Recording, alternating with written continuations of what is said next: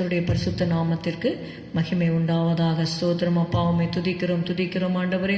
இந்த காலை வேளைக்காக உமக்கு நாங்கள் நன்றி செலுத்துகிறோம் அப்பா. ஹல்லேலூயா ஹல்லேலூயா ஹல்லேலூயா. தேவனை தேடுகிற உணர்வுள்ளவன் உண்டோ என்று பார்க்க தேவன் பரலோகத்திலிருந்து மனுபுத்திரரை கண்ணோக்கினார் என்ற வார்த்தையின்படி கர்த்தாவே இயேசுவே, உம்மை தேடுகிற உணர்வை இன்னும் அதிகமாக எங்களுக்கு நீர் கட்டளையிடும்படி நாங்கள் செபிக்கிறோம் அப்பா. எங்களை உணர்வுள்ளவர்கள் ஆக்கும் ஆண்டவரே. ஸ்தோத்திரம் ஸ்தோத்திரம் ஸ்தோத்திரம் ஸ்தோத்திரம் ஐயா. கிருபை தந்து வழி நடத்துவீராக. ஆவியாத்மா சரீரத்தை இரத்தத்தால் கழுவும் எங்களை பரிசுத்தப்படுத்தும்.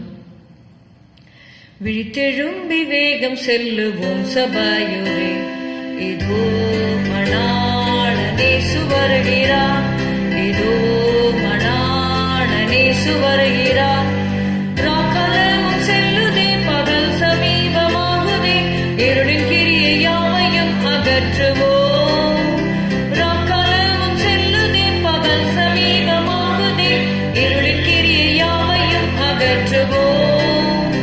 ஒளியினாயுதங்களை தரித்து வீரமாம் ஓயாது போர் புரிந்து சேருவோம், ஓயாது போர் புரிந்து சேருவோம். விழித்தெழும்பி வேகம் செல்லுவோம் சபையோரே, இதோ மணாளனே வருகிறார், இதோ மணாளனே வருகிறார்.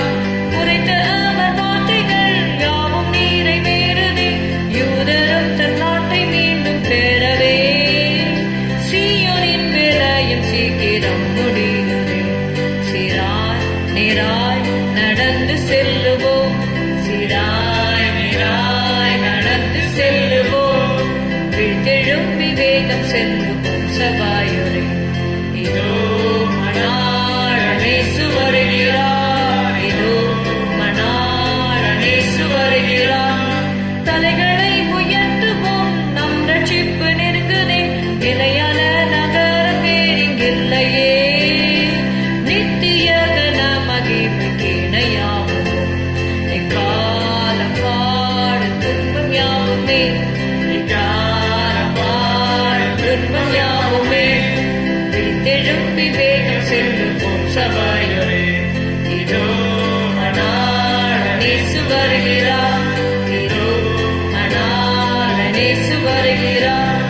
சற்று நேர ஜீவியம் எங்கள் திடம் கூடாரமே, உற்றதோர்க்கை வேலையற்ற வீடங்கே. ஏகமாய் புது பெலன் தரித்து தீரமாய் சோராதி ஜீவன் வைத்து வாருமே, சோராதி ஜீவன் வைத்து வாருமே. சற்று நேர ஜீவியம் அழிந்திடும் கூடாரமே, உற்றதோர்க்கை வேலையற்ற வீடங்கே. சற்று நேர ஜீவியம் அழிந்திடும் கூடாரமே, உற்றதோர்க்கை வேலையற்ற வீடங்கே.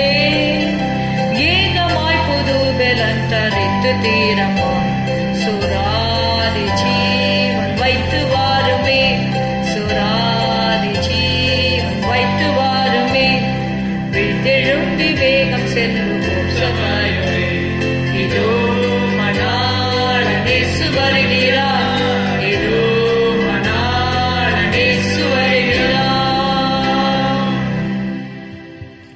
சங்கீதம் 39:4. Let's turn our Bibles to Psalm 39 and verse 4.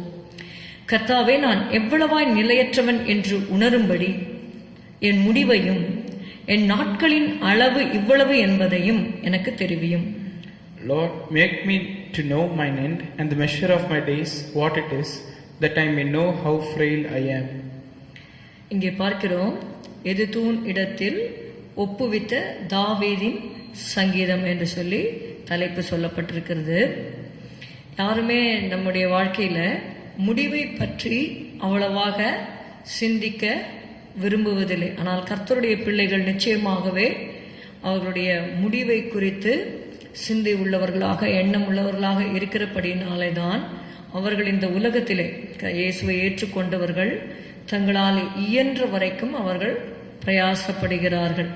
அப்போஸ்தலனாகிய பவுல் சொல்லுகிறார், நான் அடைந்தாயிற்று அல்லது முற்றும் தேறினவனானேன் என்று எண்ணாமல் நான் எதற்காக பிடிக்கப்பட்டேனோ அதை நான் பிடித்து கொள்ளும்படி ஆசையாய் தொடர்கிறேன். So whatever they have accomplished, they don't get the satisfaction, because eternity we are going to live with Jesus forever. அதற்காக இந்த உலகத்திலே நமக்கு கொடுக்கப்பட்ட அந்த வாழ்நாளிலே நம்மால் இயன்றதை தேவனுடைய ராஜ்யத்தின் மகிமைக்காக நாம் செய்யும்படி அழைக்கப்பட்டிருக்கிறோம். உபாகமம் 32, 28, 29 நம்ம வாசிக்கிறோம். இங்கே நம்ம பார்க்கிறோம், நான் எவ்வளவாய் நிலையற்றவன் என்று உணரும்படி என் முடிவையும், நம்முடைய முடிவை குறித்து ஒரு உணர்வு நமக்கு நிச்சயமாக இருக்க வேண்டும். A good man is satisfied of himself. நல்ல மனுஷன் தன்னிலே தான் திருப்தி அடைவான் என்று எழுதப்பட்டிருக்கிறது. நம்முடைய வாழ்க்கையை நினைக்கும் பொழுது நமக்குள்ளே ஒரு திருப்தி இருக்க வேண்டும். அப்போஸ்தலனாகிய பவுல் தன்னுடைய எண்ட் ஆஃப் ஹிஸ் லைஃப் வரும்பொழுது அவர் சொல்லுகிறார், நல்ல போராட்டத்தை போராடினேன், ஓட்டத்தை முடித்தேன், விசுவாசத்தை காத்து கொண்டேன், இது முதல் நீதியின் கிரீடம் எனக்கு வைக்கப்பட்டிருக்கிறது. எனக்காக மாத்திரமல்ல, அவருடைய பிரசன்னமாகுதலை விரும்புகிற யாவருக்கும் அது வைக்கப்பட்டிருக்கிறது என்று அவர் சொல்லுகிறார்.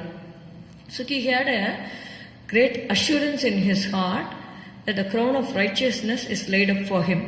உபாகமம் 32வது அதிகாரம் 28, 29. அவர்கள் யோசனை கெட்ட ஜாதி, அவர்களுக்கு உணர்வு இல்லை, அவர்கள் ஞானமடைந்து இதை உணர்ந்து தங்கள் முடிவை சிந்தித்துக் கொண்டால் நலமாயிருக்கும் என்றார். For they are a nation void of counsel, neither is there any understanding in them. Oh, that they were wise, that they understood this, that they would consider their later end. Amen. That they would consider their latter end. அவர்கள் ஞானம் அடைந்து இதை உணர்ந்து தங்கள் முடிவை சிந்தித்துக் கொண்டால் நலமாயிருக்கும் என்று சொல்லி வேதம் நமக்கு சொல்லுகிறது. நம்முடைய முடிவை நம்ம சிந்தித்துக் கொள்வது நமக்கு நல்லது. அதனால்தான் ஞானி சொல்லும் பொழுது பிரசங்கி 7வது அதிகாரம் 2வது வசனத்தில் இப்படி சொல்லுகிறார், விருந்து வீட்டுக்கு போவதிலும் துக்க வீட்டுக்கு போவது நலம், இதில் எல்லா மனுஷரின் முடிவும் காணப்படும், உயிரோடு இருக்கிறவன் இதை தன் மனதிலே சிந்திப்பான். Ecclesiastes 7:2. It is better to go to the house of mourning than to go to the house of feasting, for that is the end of all men, and the living will lay it to his heart. The living will lay it to his heart. The living will consider it. உயிரோடு இருக்கிறவன் இதை தன் மனதிலே சிந்திப்பான். நம்ம சிந்திக்க வேண்டும் என்பது தேவனுடைய சித்தமாயிருக்கிறது. உபாகமம் 32:29. தங்கள் முடிவை சிந்தித்து கொண்டால் நலமாயிருக்கும். நம்ம தேவனுடைய கட்டளைகளை நம்ம பார்க்கிறோம். ஒன்றுமில்லை, இந்த யோவான்ல நீங்க பார்த்தீங்கன்னா யோவான் 3:5வது வசனம், இயேசு பிரதியுத்தரமாக, ஒருவன் ஜலத்தினாலும் ஆவியினாலும் பிறவாவிட்டால் தேவனுடைய ராஜ்யத்தில் பிரவேசிக்க மாட்டான் என்று மெய்யாகவே மெய்யாகவே உனக்கு சொல்லுகிறேன். இந்த வசனம் பார்த்தீங்கன்னா இட்ஸ் a simple verse. இந்த வசனத்துக்கு, இந்த அடிப்படையான ஒரு சத்தியத்திற்கு கூட கீழ்ப்படியாமல் இருக்கிறவர்கள் அநேகர் உண்டு. See, only if you obey the simple truths, God will be able to reveal the deeper truths to you. கொஞ்சத்தில் உண்மையா இருக்கிறவன் அநேகத்தின் மேல அதிகாரியாக ஆண்டவர் வைப்பார். கொடுக்கப்பட்ட சத்தியத்திற்கு நாம் முதலாவது கீழ்ப்படிவது நமக்கு அவசியம். இங்கே எழுதப்பட்டிருக்கிறது, ஒருவன் ஜலத்தினாலும் ஆவியினாலும் பிறவாவிட்டால் தேவனுடைய ராஜ்யத்தில் பிரவேசிக்க மாட்டான் என்று மெய்யாகவே மெய்யாகவே உனக்கு சொல்லுகிறேன்னு இயேசு சொன்னார். இந்த சத்தியத்திற்கு கீழ்ப்படியாமல் இருக்கிறவர்கள் அவருடைய முடிவை அவர்கள் சிந்தித்து கொள்ள வேண்டும்.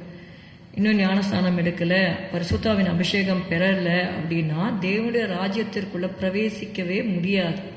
அப்போ அதை சிந்திக்க வேண்டும். கர்த்தருடைய வார்த்தையை சிந்தித்து உணர்வடைந்து, இப்போ நான் ஒருவேளை என்னுடைய மரணமோ இயேசுவின் வருகையோ இருந்தால் நான் தேவனுடைய ராஜ்யத்தில் பிரவேசிக்க முடியாதே என்பதை சிந்தித்து செய்ய ஆண்டவரிடத்தில் ஜலத்தினால எடுக்கிறது நம்ம எடுத்துடணும். That is our obedience to take baptism.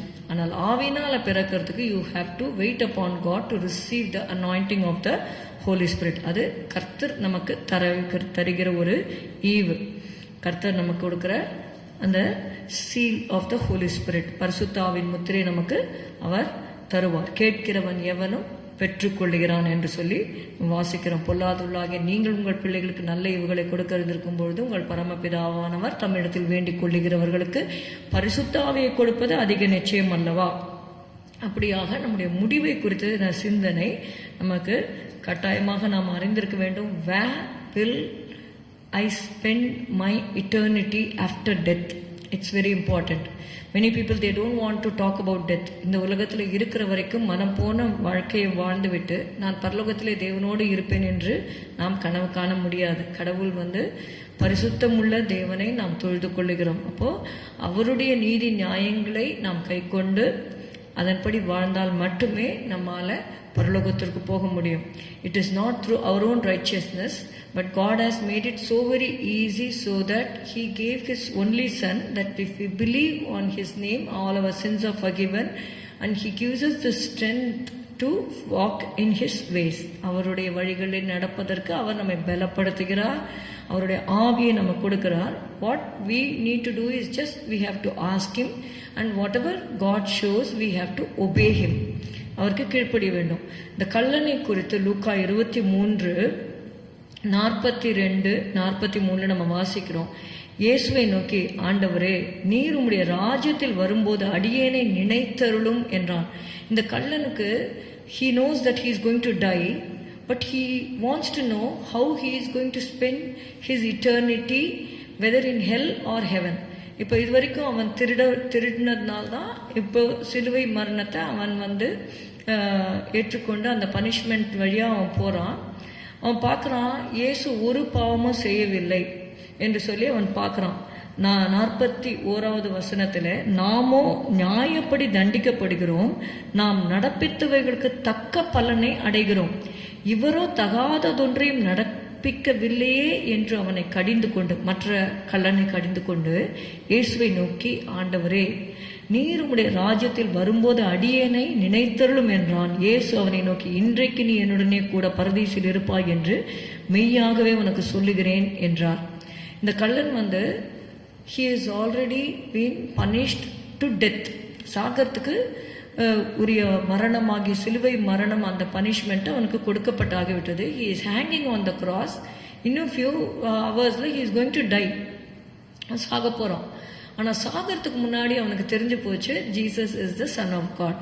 that was the first opportunity given to him, and he doesn't want to leave that opportunity. அந்த தருணத்தை அவன் மிஸ் பண்ண விரும்பவில்லை.